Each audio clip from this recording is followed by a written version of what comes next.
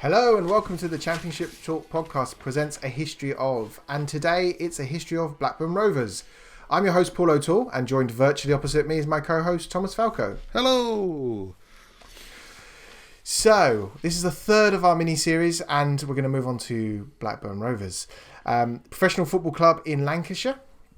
Has a population of 117,000 as at the 2011 census. It started as a former mill town, textiles produced in the 13th century. It kind of moved through the industrial age. Blackburn's textile sector, that is really hard to say, fell in the mid-20th century and subsequently faced similar economic challenges as most northern industrial towns faced. Blackburn as a town relies quite heavily on uses the European Regional Development Fund pretty much since its inception in 1958. The club was founded in 1875, but I'll let you do that, Thomas, because I know that it's got quite an interesting start. Thank you very much, Paul. Yes, they were founded in 1875 after a meeting at the Ledger Hotel in Blackburn. This meeting was organised by John Lewis, no, not the shop, and Arthur Constantine. Blackburn Rovers' first game was played a month later, which was a 1-1 draw in Church, Lancashire. In 1882, they became the first provincial team to reach the FA Cup final, but lost 1-0 against Old Etonians. They were also founding members of the Football League in 1888. Their ground history, in 1875 to 1877 they played at the Oosehead ground. 1877 they played at Pleasington Cricket Ground but left after Preston's Henry Smith died of a heart attack whilst playing there. They then moved to the Alexandra Meadows where they played until 1881. Between 1881 and 1890 they played at Leamington Road, and in 1890 to the present day, obviously, they moved to Ewood Park, which was built in 1882 and was designed to be a multi-sport stadium that would be able to host football, athletics and greyhound racing, amongst many other things as well. And it was initially called Ewood Bridge and built in 1882. As far as the club itself goes, their badge and kit colours, they have always sported the town's colours of blue and white, with the order of the colour alternating because their shirt is half and half, isn't it? Blue and white. Their home kit has always been blue and white halved. The colour has alternated almost yearly until 1946, when the blue has always been to the wearer's left. Blackburn have sported their current badge, which is there, since 1989. Did you point to it right this time? I did, yes. And then, because I was so pleased I'd done that, I muddled up my words. Yes, that has been their badge since 1989, and the club's motto is Arte Labore, which translates to by skill and by labour. As far as their roll of honour goes, level 1... Just quickly, I forgot to mention something. Their big local derby in East Lancashire is with Burnley. Yes. So the big local... Obviously, they haven't played each other in more recent times, but we'll get onto the history in a minute. So, sorry to interrupt you. That's fine, no, that's fine. I do it often enough to you. You might as well get your own back. Roll of honour, level 1. They've been champions on 3 occasions. 1911-1912 season, 1913-14 season, and of course, most recently and most famously, I think, 1994-95, that's when they won the Premier League. They have been runners-up in the Premier League in 1993-94, which we'll go into a little bit more detail later. Level 2, they were champions in 1938-39, and they've been runners-up twice in 1957-58 and 2000-2001. They won the playoffs in the 1991-92 season. They beat Derby 5-4 on aggregate in the semi-finals before beating Leicester in the playoff final itself with a Mike Newell penalty on 45 minutes. They were level 3 champions in 1974-75 and have been runners-up at level 3 level in 1979-80 and 2017-2018. That was under their current manager, Tony Mowbray.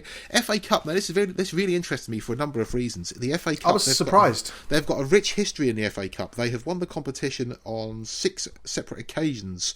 They won it 3 seasons running, 1883-84, 1884-85 and 1885-86, for which they won a commemorative shield, because I think they are the last club to win a hat-trick of FA Cups as well. That goes back all that way. Phenomenal. In the 1883-84 and indeed 1884-85 finals, they beat Queen's Park 2-1 and 2-0. Not Queen's Park Rangers, Queen's Park of Scotland. because other UK countries took part in the FA Cup. I found that absolutely fascinating and didn't know that. And in 1885-86, they beat West Brom 2-0 in a replay. They also won the FA Cup in 1889-90, beating the Wednesday 6-1. 1890-91, so they won it back to back. So they won it they almost monopolised that trophy in that 10-year spell. They beat Notts County 3-1 that year, and the last time they won it was 1927-28 when they beat Huddersfield Town 3-1. They were also runners-up in 1881-82 and in 1959-60. They won the Football League Cup in 2001-2002, where they beat Tottenham Hotspur 2-1 in the final with goals from Matt Jansen and Andrew, not Andy Cole. They won the Community Shield in 1912, the Full Members Cup, which was then known as the Simod Cup, in 1987, beating Charlton 1-0 in the final. They've won the Lancashire Senior Cup, which is for reserve teams, 19 separate occasions. You'll be glad to know I'm not going to list them. And they won the FA Youth Cup in 1958-59. As far as player-based records go, their total record appearance maker is Derek Frizakali, who was a centre-back, 596 appearances for the club, free a substitute. I think he was also involved. He's still a coach. I think he's assistant manager at Oxford now, so he's been around a long time in football. Their best goal scorer in a season was Ted Harper, 43 goals in Division 1, 1925-26 season. Most goals in a match, 7 for Tommy Briggs. 7 goals in a match, phenomenal, against Bristol Rovers in 1955. Their all-time top goal scorer with 194 goals between 1978-79 and 1991-92. Simon Garner. Their longest serving manager, Robert Middleton, 22 years and 3 months between 1903 and 1925. Their record fee paid, joint to this one, between Andrew Cole and Jordan Rhodes from Manchester United and Huddersfield Town respectively, for £8 million apiece. Both go on to have slightly different careers. They certainly do, yes. I mean, Andrew Cole was on the downslide when he joined Blackburn. Still done quite well, obviously, but Newcastle, Manchester United, he probably reached his peak before he went to Blackburn. And their record fee recouped was Roque Santa Cruz, who joined Manchester City in June 2009 for £18 million. So more than twice than their joint record and transfer. I kind of want to put a break in the podcast. I kind of want to put a break in the audio to have like insert next season's transfer a la Adam Armstrong, Bradley Dack. Take a pick of any of that forward line, because that's going to fall into this bracket very soon. Anyway, go on. And, well, you say go on. That is my potted history of Blackburn Rovers Football Club. Cool. The only thing I want to mention is their record attendance at Ewood Park was a FA Cup 6th round match against Bolton Wanderers. 62,000 people at Ewood Park. That is just phenomenal to think that, let's rewind to right at the start. Total population of 117,000 as of 2011. That's over 50% of their population. 50% of the population turned up to see them play Bolton in the FA Cup 6th round in 1929. So, hazard a guess, local population was a little bit less. So, it would have been more than 50% of the population. So, that was a statistic that really kind of stood out for me. So, as the last two podcasts, if you're listening to if you're watching this for the first time, or if you followed our previous series, we like to follow these teams from sort of 1990 onwards. The reason being, formation of Premier League, formation of the Championship, which is obviously what we cover. So, 1989 to 1990 season, Blackburn Rovers were in Division 2. They finished 5th that season, and they lost the semi-final. They lost in the semi-finals to Swindon Town 4-2 on aggregate. They finished on 74 points that season. The following season, 1990 to 1991, they finished 19th on 52 points. So, little bit of a swing in terms of fortune there.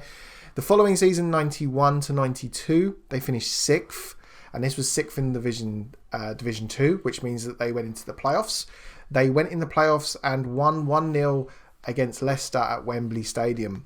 They finished on 74 points that season. Now, this is crucial because it meant, obviously, they then went into the formation of the Premier League. So Can I just say before you go ahead as well, Paul, so I'm leading forward, so you know I'm serious as well. Big point to make. This season is very famous for Blackburn Rovers, not just because they went up to the initial Premier League, but Kenny Dalglish became manager on the 12th of October 1991, and of course that was the start of a golden era for this football club.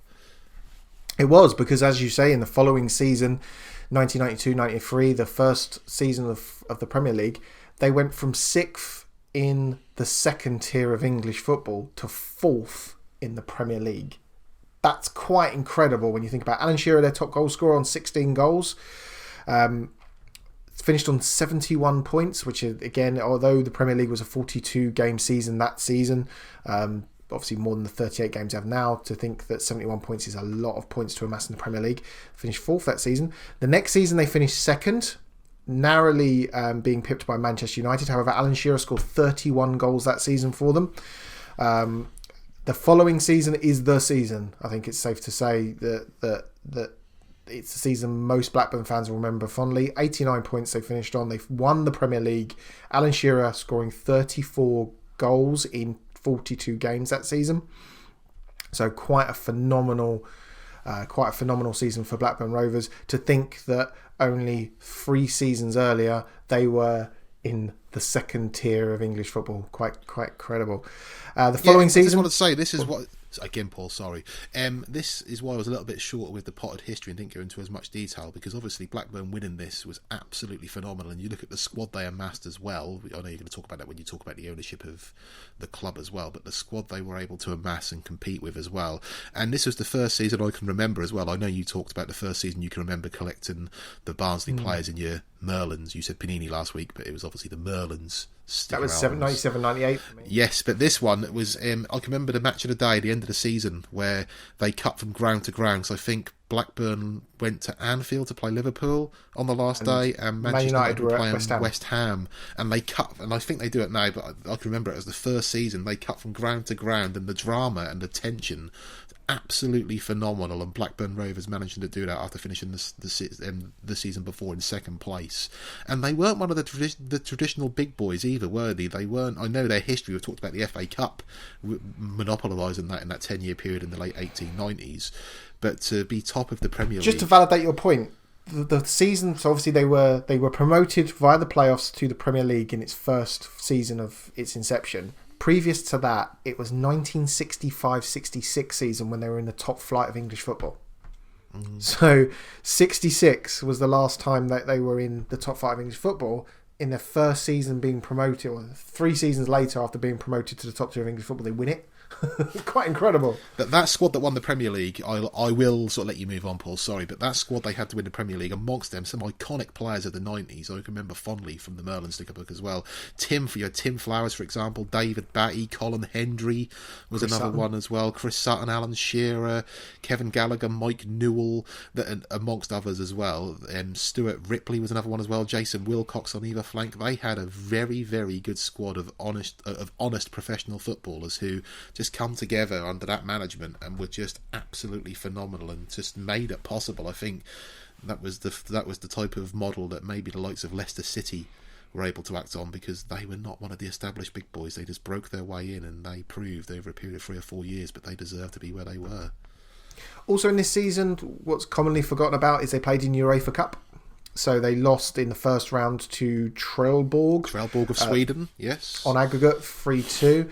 Obviously, moving into the next season, so after they won the league, this was the time when you won the Premier League. You went into the Champions League, and it was the Champions League.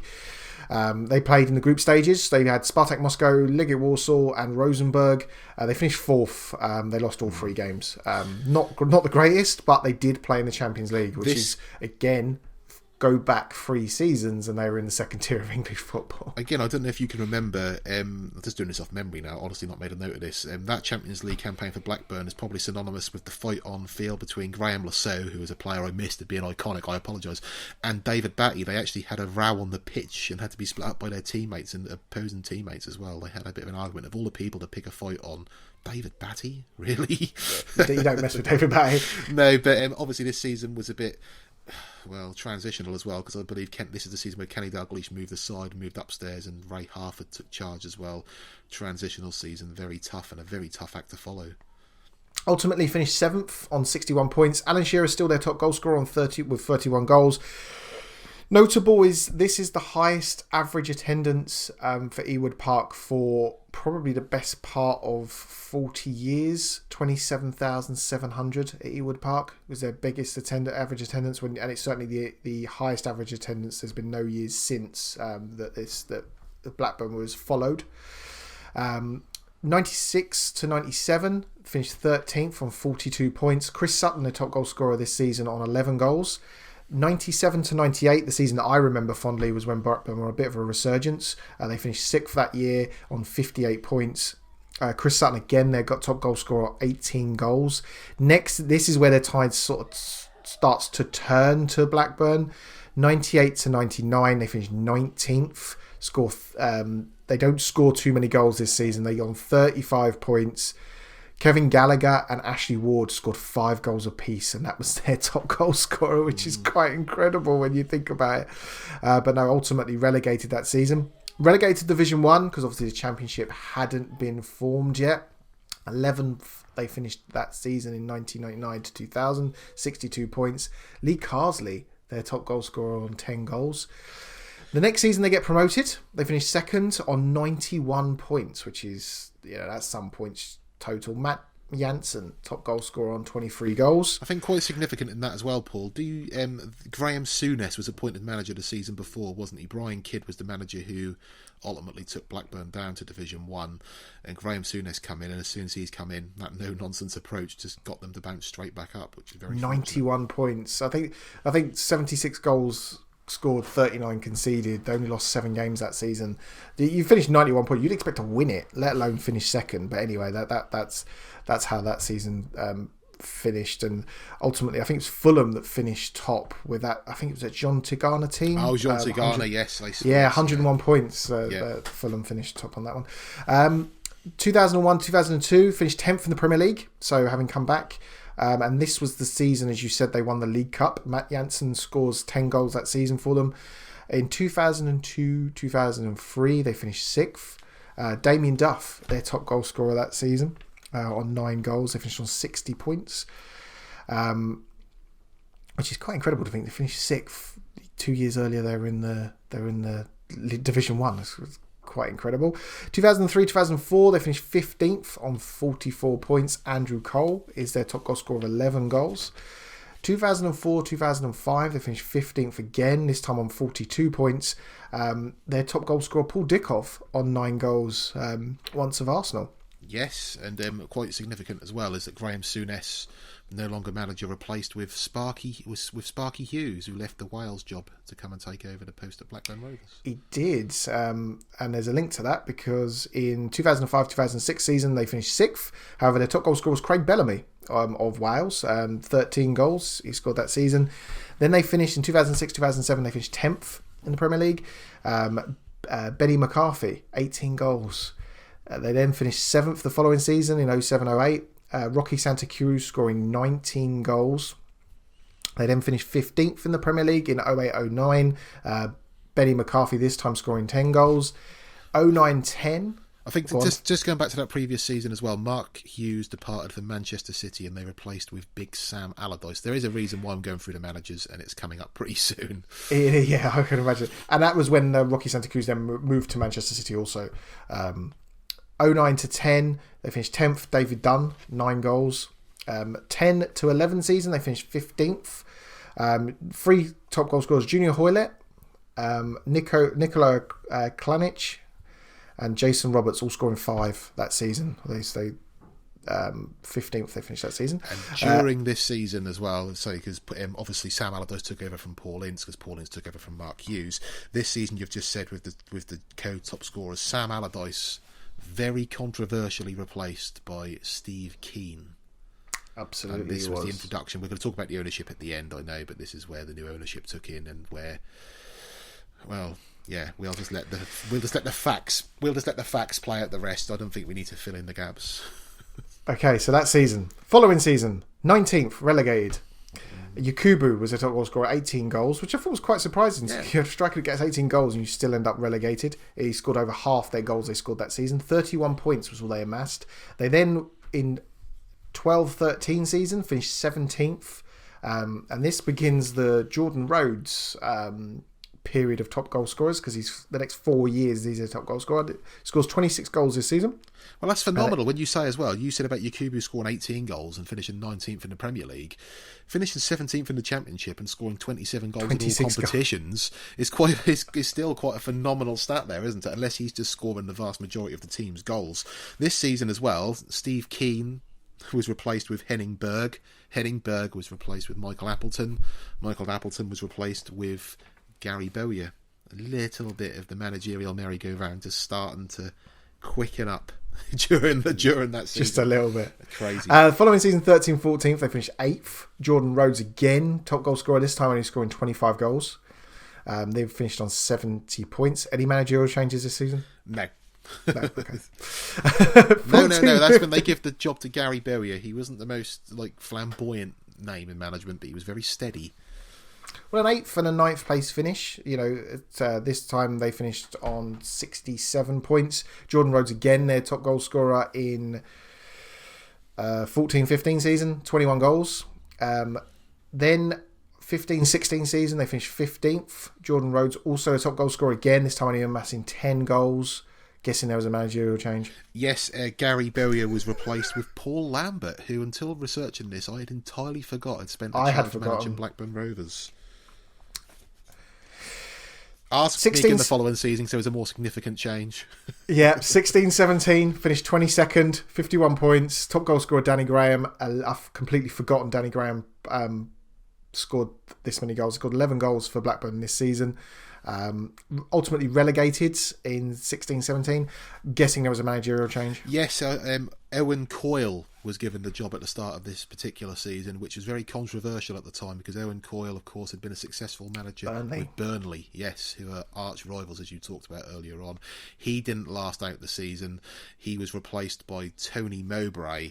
Now, this is just before we started doing the podcast, but Tony Mowbray, very unlucky. This was the season where Blackburn Rovers and Nottingham Forest were fighting it out for that last survival place. Points. And it went right down to the wire. I believe it was goal difference in the end that actually relegated Blackburn Rovers to League One. But Tony Mowbray, too little too late. He'd done a phenomenal job to get that club competitive and almost stay up in the Championship. They had a wonderful end to the season, if memory serves me right, but just not quite enough to obviously survive at Championship level.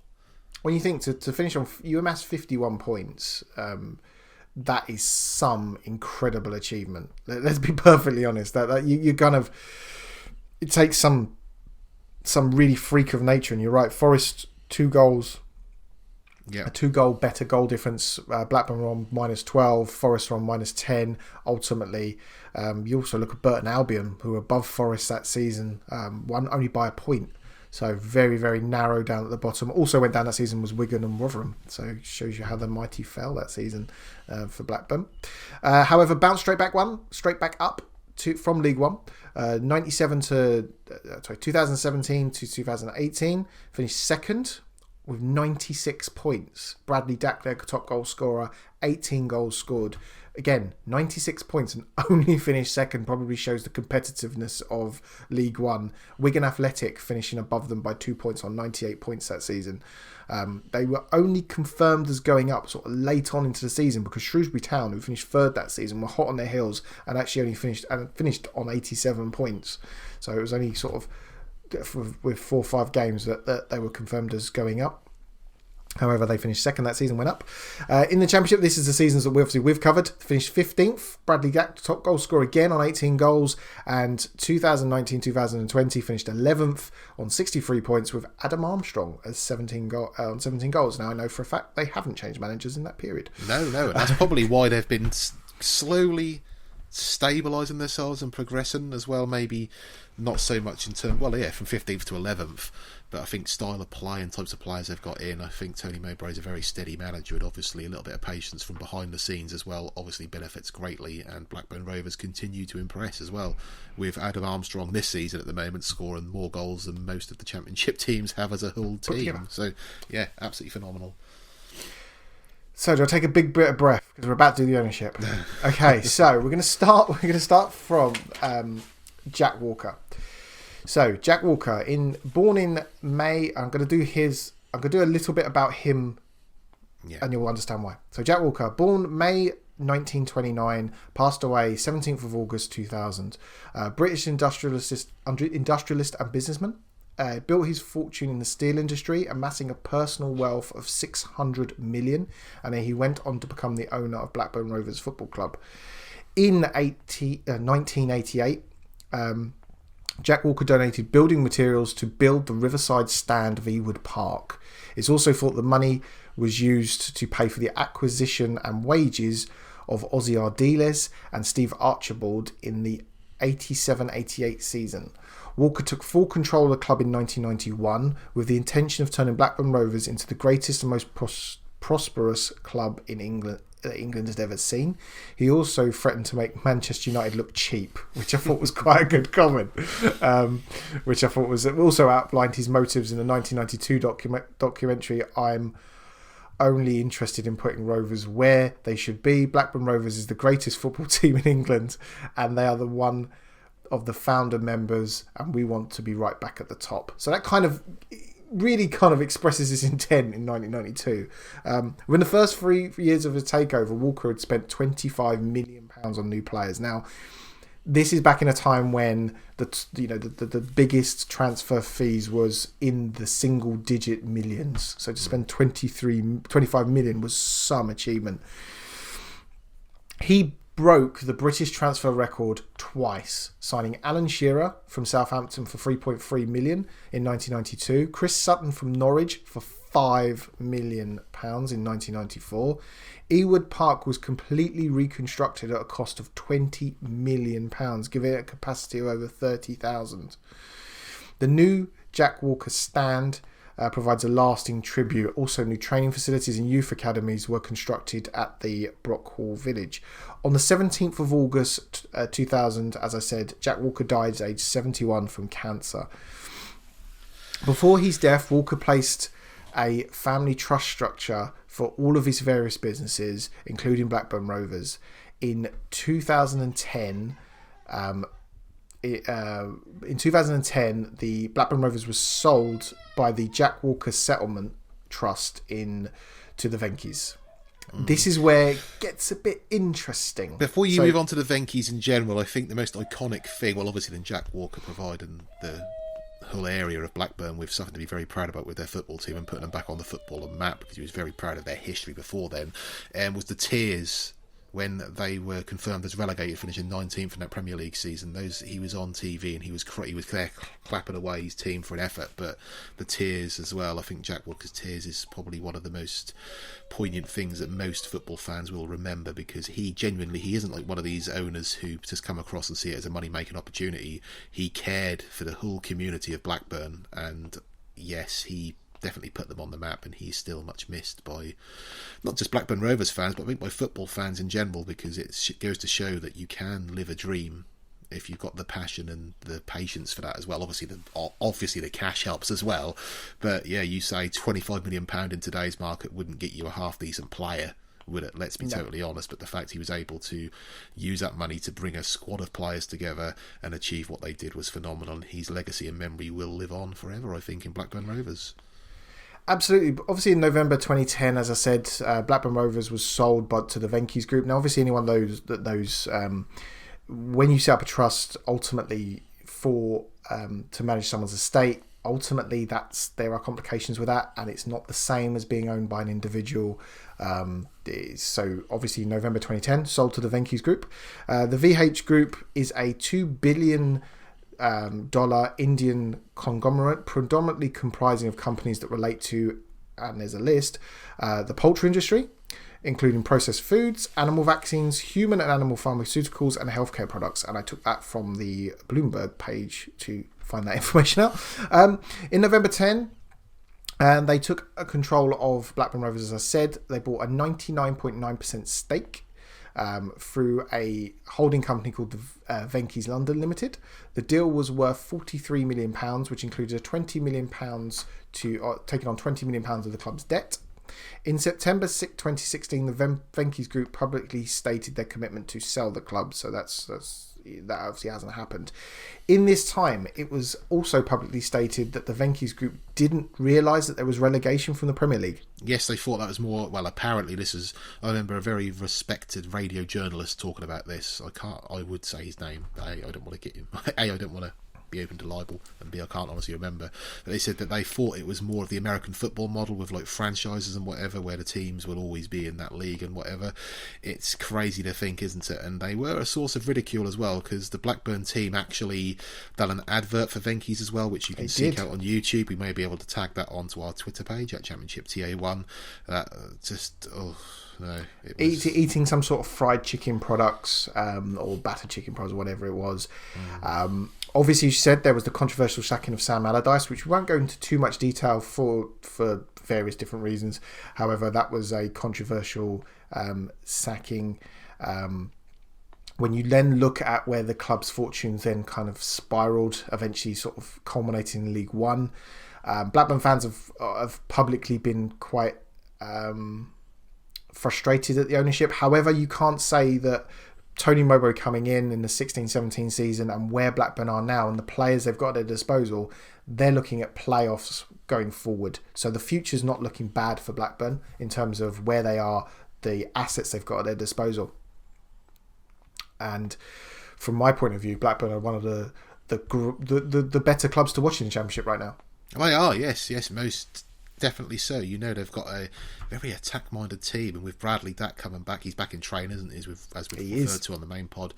They've got magnificent attack and threat, and as well, they're not so bad defensively, although some of their results are a little bit hair-raising for the You're team, always going to see goals for the fans. But for the neutral, if you've got the choice of the red button and that's not automatically live on Sky, that's probably one of the first go-to games you'd go to, because you're guaranteed entertainment with Tony Mowbray's men. And Blackburn have got a very rich history, Premier League winners, and you look back at their history. Football is not all about history, because there'd be more than one club in that Championship who should be in the Premier League. But Blackburn Rovers, going way back beyond the Premier League as well, are historically a massive club. And again, we're very grateful that we're able to talk about them on a week-by-week basis as part of our regular Championship podcast. But they are not a club who would be out of place in the Premier League on reputation and name alone. Absolutely. So thank you all for watching. As always, hit us a thumbs up, subscribe to the channel if you want to support us. Hopefully you've enjoyed this. Leave a comment down below if there's anything you think we've missed or anything you want us to revisit, because that may be what happens in the future. In terms of, if this is the first time you're viewing us, go back and watch our Birmingham City episode. That was really interesting researching that. And our first episode was Barnsley, so absolutely check those out as well. I've put them in a playlist, so it's all nice and nice and done. The next two episodes after this, we're going to look at Bournemouth, and a couple of weeks after that will be Brentford. So we're looking forward to looking at those two clubs. Again, one club that spent a lot of time in the Premier League recently, one team that hasn't. So going to be very interesting watching those two, researching both those clubs. So that's goodbye from me. And it's goodbye from me. And we'll speak to you all when we look at Bournemouth. Bye. Bye.